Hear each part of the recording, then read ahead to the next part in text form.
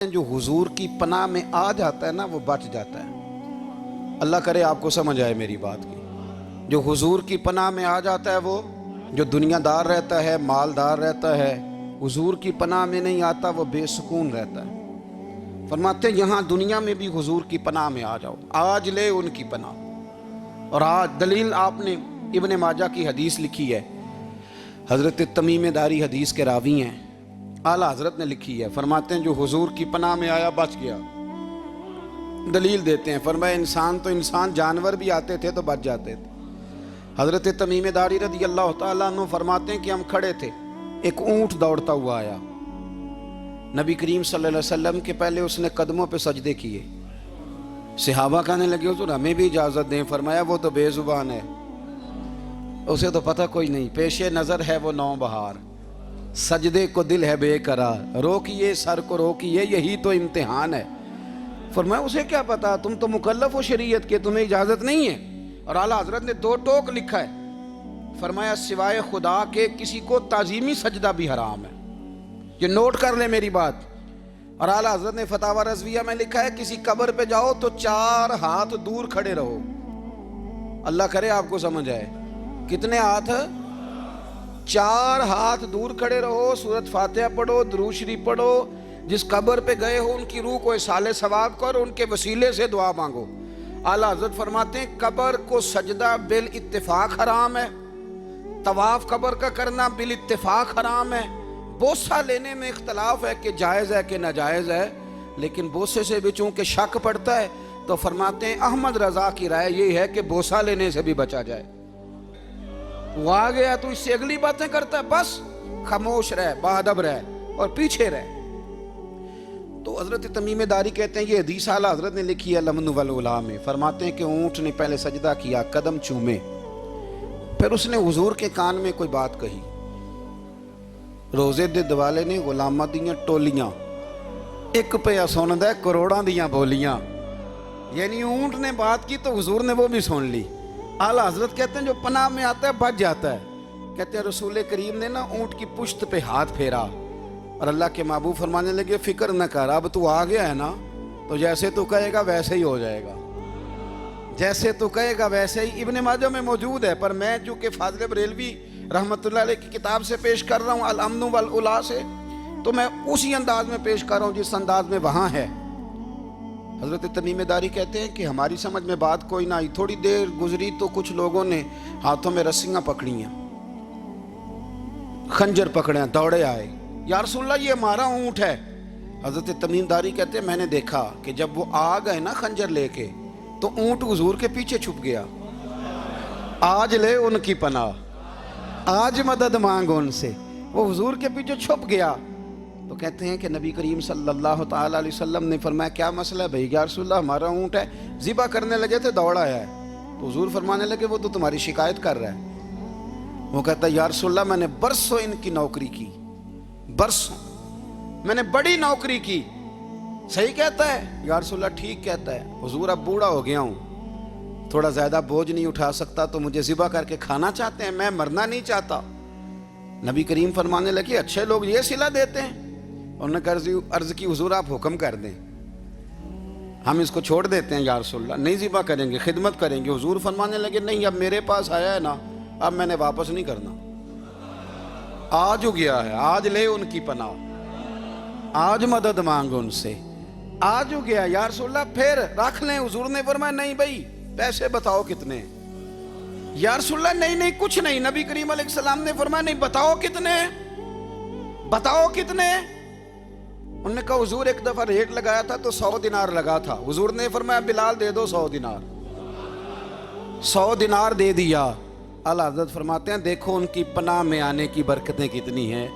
ان سے کہا تم جاؤ، وہ چلے گئے۔ حضور نے پشت پہ ہاتھ پھیرا، فرمایا جا تو آزاد ہے۔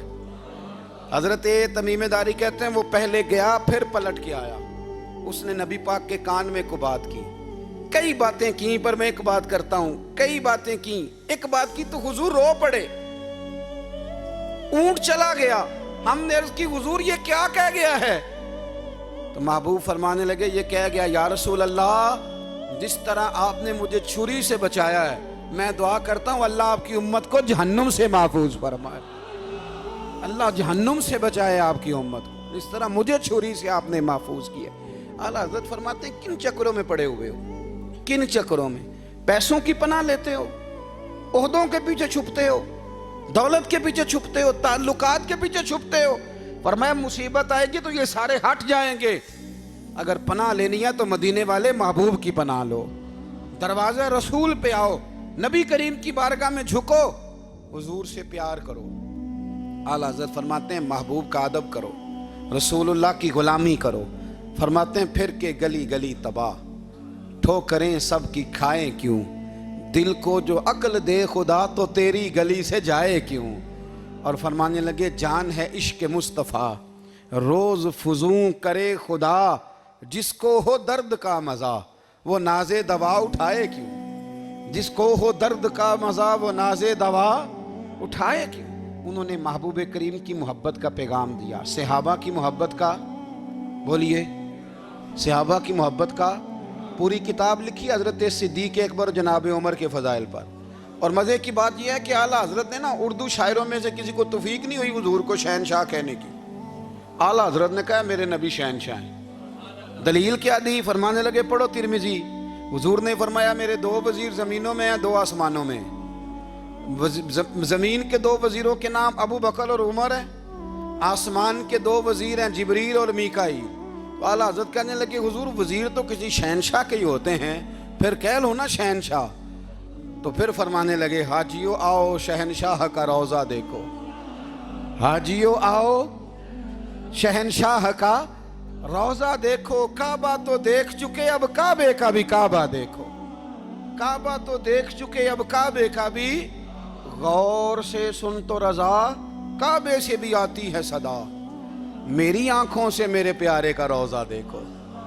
اعلیٰ حضرت نے ساری زندگی اور صحابہ کرام کی بات کی، اہل بیت کی بات کی، اولیاء کی بات کی، صوفیاء کی بات کی، دفاع کیا سب کا، سب کے شانوں میں لکھا، امت کو بتلایا کہ اپنے بزرگوں سے جڑے رہو گے تو بچے رہو گے۔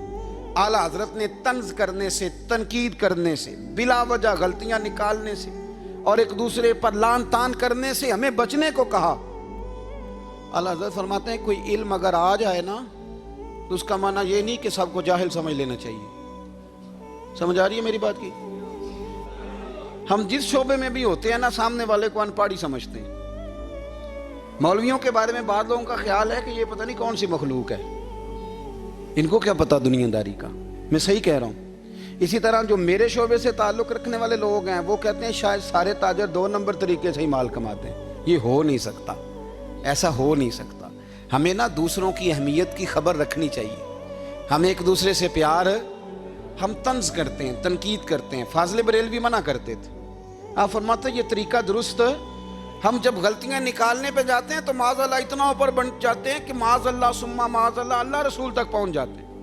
اعلیٰ حضرت کے زمانے میں ایک شخص نے کہہ دیا نبی پاک کا خیال آئے تو نماز ٹوٹ جاتی ہے۔ عقل ہے نا جی، جہاں مرضی لے جاؤ۔ وہ کہنے لگا جی میں نے خالص اللہ کے لیے پڑھنی ہے نا فلسفہ عجیب، نبی پاک کا خیال آئے تو نماز۔ اعلیٰ حضرت فرمانے لگے تو بڑا ہی پاگل ہے، جب تو کہے گا السلام علیکہ ایھا النبی خیال آئے گا کہ نہیں؟ فرمانے لگے تو بڑا ہی نادان ہے، جب تو کہے گا اللہم صلی علی محمد وعلی خیال آیا کہ نہیں آیا؟ فرمانے لگے تو نبی پاک کی بات کرتا ہے، نماز میں تو ابا اماں کا بھی خیال آتا ہے، ربنا اغفر لی والی والدیہ۔ فرمانے لگے ربے کے خیال سے نہیں ٹوٹتی تو مدینے والے کے خیال سے کیسے ٹوٹ گئی؟ فرمانے لگے بڑا ہی بیوقوف ہے تو۔ اعلیٰ حضرت فرمانے لگے تو کہتا ہے حضور کا خیال آئے تو ٹوٹ جاتی ہے؟ فرمانے لگے جب تک حضور کا خیال آئے نہ نماز ہوتی ہی نہیں، جب تک حضور کا خیال نہ آئے نماز ہوتی ہی نہیں، سوال ہی نہیں پیدا ہوتا۔ لوگوں نے کہا جناب وہ کس طرح؟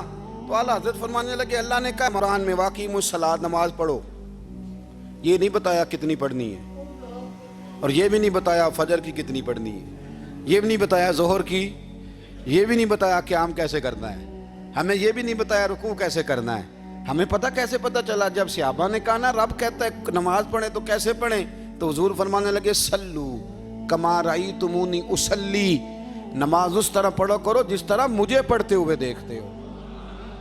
تو کہا یہ تو کیسی عجیب بات کر رہا ہے کہ نبی کریم صلی اللہ علیہ وسلم کا خیال آئے. اور پھر بڑی مزیدار بات, ایک شخص نے اعلیٰ حضرت سے آ کے نا, اس زمانے میں نا ایک آریہ مذہب ہوتا تھا, اب اللہ کا شکر ہے وہ کوئی نہیں, اب ویسے جو بڑے نئے نئے مذہب نکل آئے ہیں, جو آدمی جتنا پڑھ جاتا ہے معاذ اللہ وہ ایک نئی بات ہی شروع کر دیتا ہے, اور جو انوکھی بات کرے اس کے پیچھے رش بھی زیادہ ہو جاتا ہے. سٹائل ذرا ہٹ کے ہو نا جی تو ذرا ماحول جلدی بن جاتا ہے. تو وہ آریہ مذہب تھا, تو وہ ایک آریہ آ گیا اعلیٰ حضرت کے پاس, آ کے کہنے لگا کہ فرض کی اہمیت زیادہ ہے کہ سنت کی؟ تو اعلیٰ حضرت فرمانے لگے بھئی اہمیت تو فرض کی زیادہ ہے. تو کہنے لگے آپ کا وضو تو پھر سنت سے شروع ہوتا ہے, وضو میں پہلا فرض ہے منہ دھونا, اور آپ سب سے پہلے ہاتھ دھوتے ہیں, یہ بھی سنت. ناک میں پانی ڈالنا یہ بھی, کلی کرنا یہ بھی. میری بات کی سمجھ آ رہی ہے؟ اس نے کہا یہ آپ عجیب لوگ ہیں, فرض اگر بڑا ہے تو پہلے فرض ہونا چاہیے تھا. سمجھ آ رہی ہے میری بات کی؟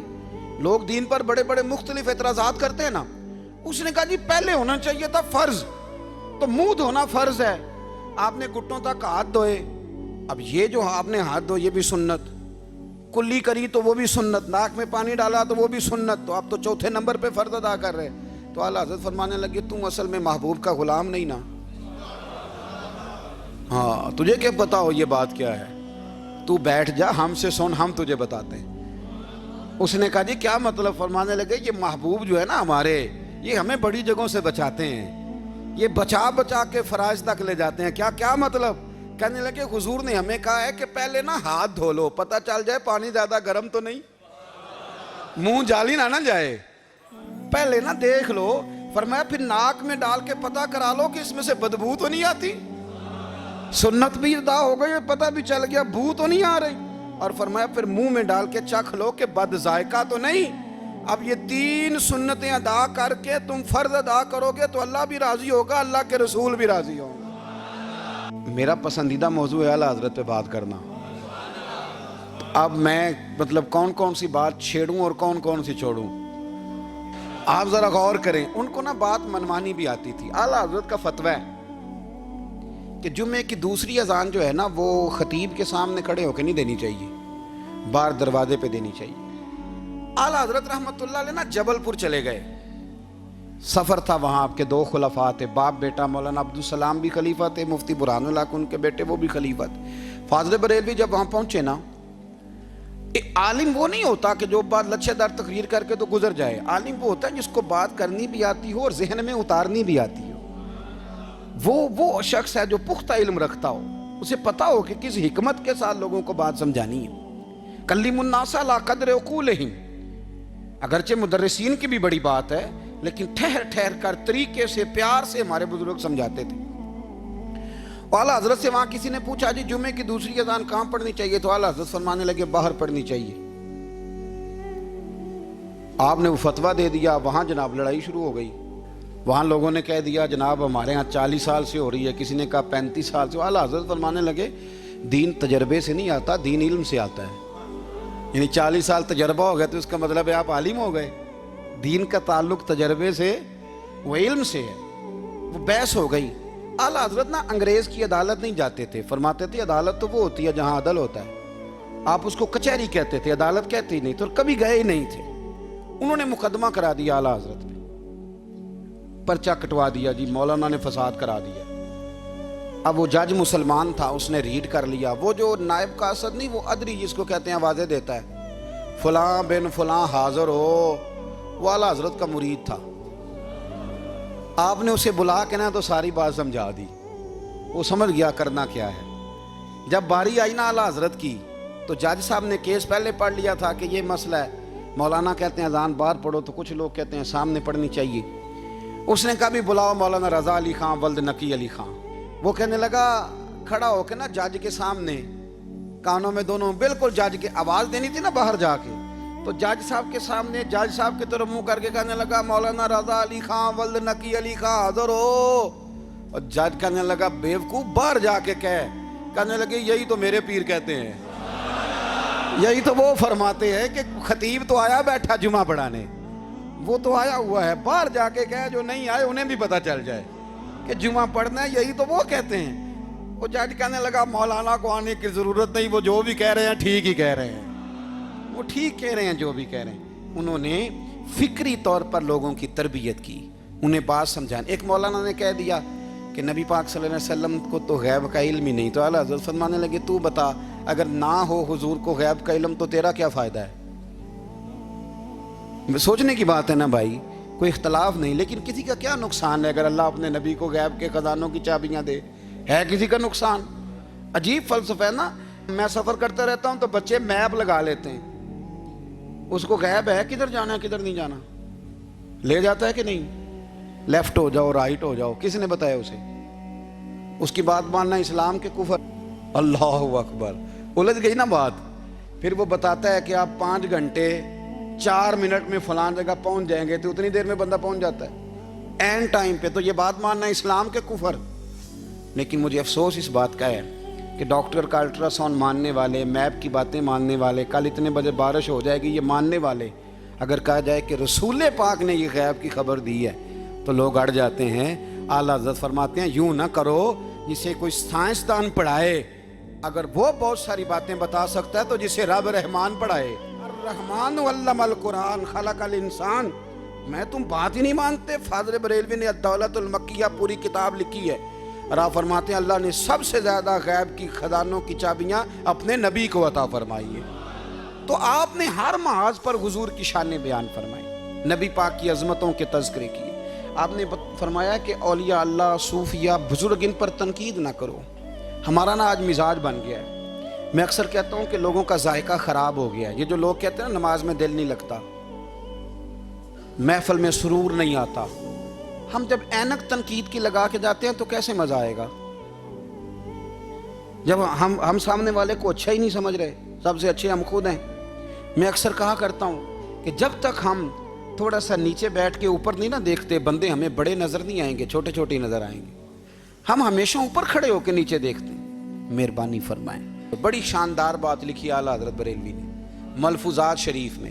آپ فرماتے ہیں 2 بڑے زبردست قاری تھے، تلفظ اچھا ہی ہونا چاہیے، لیکن اس کا یہ مطلب نہیں کہ پھر آپ سب پہ تنقید ہی کرتے رہیں۔ تو اعلیٰ حضرت فرماتے 2 قاریوں نے نا ایک بزرگ کے پیچھے نماز پڑھی، تو ان کے نا کچھ قواعد مستحب، کچھ قواعد ٹھیک نہیں تھے، تو کہنے لگے شہرت تو بڑی سنی تھی پر بابے کو تو قرآن بھی صحیح نہیں پڑھنا آتا۔ یہ اعلیٰ حضرت نے لکھا ہے، چھوڑو جو یہ بھی کو بلی ہے۔ فرماتے ہیں بس مستحب قواعد ٹھیک نہیں تھے، جو چیزیں ضروری ہیں وہ ٹھیک پڑھتے تھے بابا جی۔ اب ان دونوں نے تنقید کی دل میں، اور باہر نکل گئے ایک دوسرے سے کہنے لگے یار کتنا سوچ کے آئے تھے پر یہ تو قرآن پاک بھی ٹھیک نہیں پڑھتے۔ اب موسم تھا تھوڑا سا ایسے ہی، معتدل موسم تھا، نہ زیادہ گرمی تھی نہ زیادہ سردی تھی، قریب ایک جھیل تھی۔ کپڑے اتارے، تہمتیں باندھی اور جھیل میں گھس گئے نہانے کے لیے۔ ایک شیر آیا تو کپڑے اٹھا کے لے گیا۔ اب بندہ پانی میں کتنی کو دیر رہ سکتا ہے؟ موسم بھی معتدل تھا، بڑی گرمی میں بھی بندہ زیادہ نہیں رہ سکتا، ٹھٹھرنے لگے، پریشان ہو گئے، کانپنے لگے، جائیں تو کدھر جائیں، بڑے پریشان۔ اب شیر بیٹھا ہے سامنے اور پہاڑی کے اوپر وہ بیٹھا کپڑے لے کے۔ اعلیٰ حضرت فاضل بریلوی رحمۃ اللہ تعالیٰ علیہ فرماتے ہیں کسی نے جا کے بزرگوں کو بتایا کہ وہ آپ کے مہمانوں کے کپڑے لے گیا شیر، تو ٹھٹھر رہے۔ وہ بزرگ آئے اور آ کے نا تو شیر کو آواز دی، اللہ ہر مشکل دی کنجی یارو ہاتھ مردان دے آئی۔ شیر کو آواز دی، کہنے لگے ادھر آئے نا۔ وہ آیا تو ایک تھپکی دی۔ فاضل بریلوی نے حقوق والدین پہ لکھا، حقوق اولاد پہ لکھا، استاد کے حقوق پہ لکھا، شاگرد کے حقوق پہ لکھا۔ اعلیٰ حضرت نے پڑوسیوں کے حقوق پہ لکھا۔ فاضل بریلوی رحمۃ اللہ نے پیر اور مرید کے حقوق پہ لکھا۔ اعلیٰ حضرت نے شرطیں بیان کی مرید کس کا ہونا ہے، شرائط۔ فرمایا سب سے پہلے 4 شرطیں دیکھو پھر بیعت کرنا۔ پہلی بات یہ کہ وہ بندہ اتنا عالم ہے کہ ضرورت کے مسئلے بتا سکے، جاہل کی بیعت جائز نہیں۔ اور دوسرے نمبر پہ فرمایا یہ بھی دیکھو کہ اعلانیہ گناہ تو نہیں کرتا، ظاہری طور پر شریعت کا پابند ہے۔ تیسرے نمبر پر یہ دیکھو اس کا سلسلہ متصل ہے، باقاعدہ کسی سے مرید ہوا ہے، سلسلہ اوپر تک صحیح چل رہا ہے۔ اور فرمایا چوتھا یہ ضرور یاد رکھنا کہ خلیفہ مجاز ہو، کسی شیخ کامل نے اسے اجازت بھی اپنی مرضی سے نہ بن کے بیٹھ گیا ہو کہ مجھے تویز مل گئے ہیں، یہ نہ ہو۔ فرمایا ان چیزوں کو دیکھو اور پھر پوری پابندیاں لگائیں۔ کسی نے پوچھا پیر اور مریدنی کا پردہ ہے؟ تو اعلیٰ حضرت فرمانے لگے نبی پاک کی جو بیویاں ہیں نا وہ مومنوں کی مائیں ہیں، ان کو قرآن نے مائیں کہا ہے، تو اگر اس ماں کا بیٹے سے پردہ ہے تو پھر مریدنی کا پیر سے پردہ کیوں نہیں؟ فرمایا واجب ہے مریدنی کے لیے پیر سے پردہ کرنا واجب ہے۔ آپ کو ایک بزرگ تھے، انہوں نے اپنے ہاں جلسے پہ بلایا، جب آپ پہنچے تو وہ عورتوں کو ننگے منہ تعویذ دے رہے تھے، آپ نے دور سے دیکھا تو واپس آ گئے، وہ دوڑے پیچھے کہنے لگے مولانا کچھ تو خیال کریں، لوگ کیا سوچیں گے، ایسے چلے گئے۔ تو آپ فرمانے لگے شاہ جی آپ نبی پاک کی شریعت کا خیال نہ کریں تو میں آپ کا خیال کروں؟ شریعت اسلامیہ کا خیال نہیں کر رہے، بے پردہ عورتوں میں بیٹھے ہو۔ وہ کہنے لگے میں توبہ کرتا ہوں، آج کے بعد نہیں کروں گا۔ فرمایا پھر ہاتھ بڑھائیے، پھر میں آپ کے ہاتھوں کے بوسے لیتا ہوں، اس لیے کہ اگر آپ مان گئے ہیں تو پھر ہمارا اختلاف نہیں۔ ساری زندگی دین کی پہرے داری کی۔ اعلیٰ حضرت رحمت اللہ علیہ نے آج سے 150 سال پہلے کہا تھا مسلمان اپنے بینک قائم کریں، اپنا سرمایہ۔ ایک جو باتیں آج کر رہے ہیں نا آپ کے لوگ دانشور، وہ 125 سال پہلے کہا تھا کہ اپنے بینک بناؤ، آپس میں مسلمان تجارت کریں۔ فرمایا اپنا پیسہ ایک دوسرے پر خرچ کرو، غریبوں کو وظائف دو، وہ سارے طریقے اپناؤ جو صحابہ نے اور محبوب کریم نے ہمیں عطا فرمائے۔ مسلمانوں کی فلاح پر انہوں نے بڑا کام کیا۔ وہ زمانہ اقبال پہلے کہا کرتے تھے سارے جہاں سے اچھا ہندوستان ہمارا، پھر اللہ نے توفیق دی تو کہنے لگے نہیں خاص ہے ترکیب میں قوم رسول ہاشمی۔ اعلیٰ حضرت اسی زمانے سے کہہ رہے تھے نہیں بھائی جو مصطفیٰ کے غلام ہیں ان کا منصب اور معیار الگ ہے۔ بڑی محبت سے زندگی گزاری، اللہ سے بڑا ڈرتے تھے۔ سید ایوب علی رضوی صاحب آپ کے خلیفہ ہیں، وہ کہتے ہیں ایک چھوٹا سا بچہ صبح صبح آ گیا، کہنے لگا حضور آپ کی کل دعوت کرنی آ جائیں گے؟ آپ نے فرمایا آ جاؤں گا۔ کہنے لگا میں یتیم ہوں، باپ میرا فوت ہو گیا اور میرا بڑے دل کرتا ہے آپ سے محبت ہو گئی۔ فرمایا کب آؤں؟ اس نے کہا کل آ جانا۔ کیا کھلاؤ گے؟ تو چنے کی دال اس نے جھولی میں ڈالی، کہنے لگا حضور میں لے آیا ہوں، رات کو بھگاؤں گا، کل آپ کو کھلاؤں گا۔ آپ بیمار رہتے تھے، دوپہر کو سوجی کے بسکٹ کھایا کرتے تھے۔ سید صاحب کہتے ہیں جب وہ جانے لگا تو اعلیٰ حضرت فرمانے لگے اگر اجازت دو تو ایک بندہ ساتھ لے آؤں؟ کہنے لگا لے آؤ۔ فرماتے ہیں اس کے گھر گئے تو اندر بیٹھنے کی جگہ بھی نہیں تھی۔ 1000 کتاب کے مصنف، لاکھوں کروڑوں مریدوں کے پیر، امت مسلمہ کتنے بڑے لیڈر، کہتے ہیں اس نے نا باہر گلی کے باہر دروازے کے باہر چٹائی بچھا دی۔ کہنے لگا حضور اندر جگہ نہیں ہے، میری اماں ہے اور آپ عورتوں سے بڑا پردہ کرتے ہیں۔ اعلیٰ حضرت باہر بیٹھ گئے زمین پہ، اس کو کہتے ہیں لاجپال پیر۔ باہر بیٹھ گئے، وہ چنے کی دال لایا اور باجرے کی موٹی روٹیاں۔ آپ کو تکلیف رہتی تھی پیٹ میں، آپ وہ چیزیں استعمال نہیں کرتے تھے، پر 1.5 روٹی کھائی۔ کھانے کے بعد کا جائیں، کہنے لگا نہیں میری اماں آگ جلا رہی ہے، چائے پی کے جانا۔ وہ چائے آئی، جو بندہ سڑک سے گزرتا حضور جہاں بیٹھنے، فرمایا جاؤ کام کرو، دعوت ہماری ہے تمہاری نہیں، جاؤ اپنا کام کرو۔ وہاں بیٹھ کے کھانا کھایا۔ جب واپس نکلے تو اس بچے نے اجازت دی جائیے۔ واپس آئے تو کچھ چہرے پہ کمزوری کے آثار تھے، کچھ تکلیف پیٹ میں شروع ہو گئی۔ سید صاحب کہنے لگے حضور آپ نے کیا کیا، بیمار ہو جائیں گے۔ فرمانے لگے ایوب علی یار بیماری تو ٹھیک ہو جائے گی، پر تو نے دیکھا نہیں یتیم کا دل کتنا راضی ہو گیا ہے، کتنا راضی ہو گیا اس کا دل، کتنا وہ خوش ہوا ہے۔ اور فرمایا جب یتیم راضی ہوتا ہے تو اللہ بھی راضی ہوتا ہے، اللہ کے نبی بھی راضی ہوتے ہیں۔ بڑی پرہیزگاری والی زندگی گزاری۔ 3 باتیں ان کی زندگی کا اصول تھا۔ ایک فرماتے تھے تمسک بالدین کرو، مضبوطی کے ساتھ دین کو پکڑ لو، اور دوسرا فرماتے تھے جو اللہ رسول کے دشمن ہیں ان سے ہمیشہ بچو، جو ذرا بھی کہیں بے ادبی کرے اس سے پرہیز کرو، اور تیسرے نمبر پہ فرماتے تھے اگر سکھ ہی جینا چاہتے ہو تو عشق رسول میں جینا سیکھو، ورنہ دنیا سے تو پیار ہو ہی جائے گا، دولت سے تو ہو ہی جائے گا، محبوب سے کرو گے تو زندگی سکھی ہو جائے گی۔ اللہ ہمیں ان کے فیضان سے فیض یاب فرمائے۔